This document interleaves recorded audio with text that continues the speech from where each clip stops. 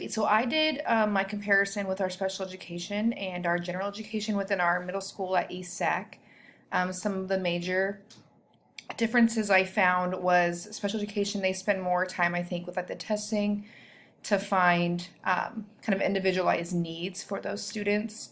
And then whereas general education, they have more whole class or group work, but they do both have a variety of texts. I do think to kind of merge that gap, we could be doing more casual evaluating of students, not necessarily like the standardized tests we do for the state, but just to kind of better gauge and more frequently gauge where students are with their learning abilities so that can be more productive to kind of merge those two together.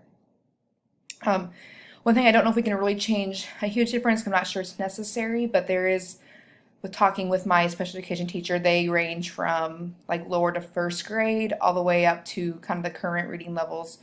I'm not sure that would really fit in a general education because that's kind of probably why they have a reading goal with special education is because they are reading that low. But I think that just tie back to evaluating them more frequently to see where they are with their current reading ability.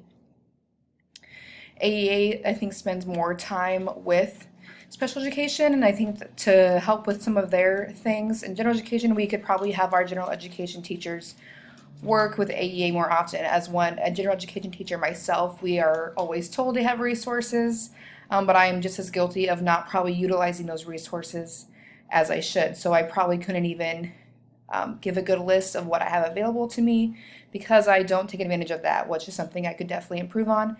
So I think that would help as well. With special ed, they do more probably read alouds with students. And I think that's something that we could definitely start to encourage more in general education. I've seen different texts and people talk about they start their class with that. That's how they transition into their learning mode is to start. Maybe they're reading a certain book or it's just an excerpt or current event or something. But I think just using even the 5-10 minutes, maybe not even that a day, just doing more read alouds, helping students listen. I only teach 8th grade and I have them at the end of the day, and I think that's something that is definitely a struggle is listening and then comprehending.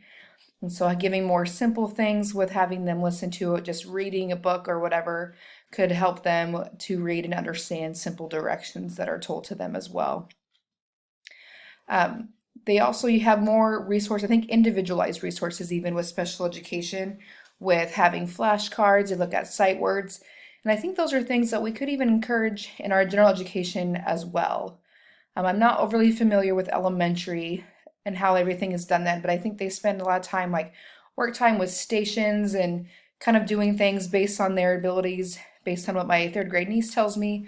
And I think that's something that doesn't necessarily need to completely go away, even in middle school or high school. I think that's a good supplemental time to help us kind of reach our students with what they need. If we give them individual work time, more or less stations, have different resources, whether the student's a visual learner or they need to see things, write things, draw, whatever would help them, I think that would be very beneficial and kind of close that gap as well. Otherwise, I think that's mainly my major gaps. I think we don't want a huge thing in between them, but there is also kind of a reason why we have special education because they do need it to be more specialized. I do think we need to incorporate some of those same ideas in our general education because there's lots of kids that maybe aren't on the level of needing those resources from the special ed department, but they definitely need some further assistance, or it could be on the opposite end of the spectrum.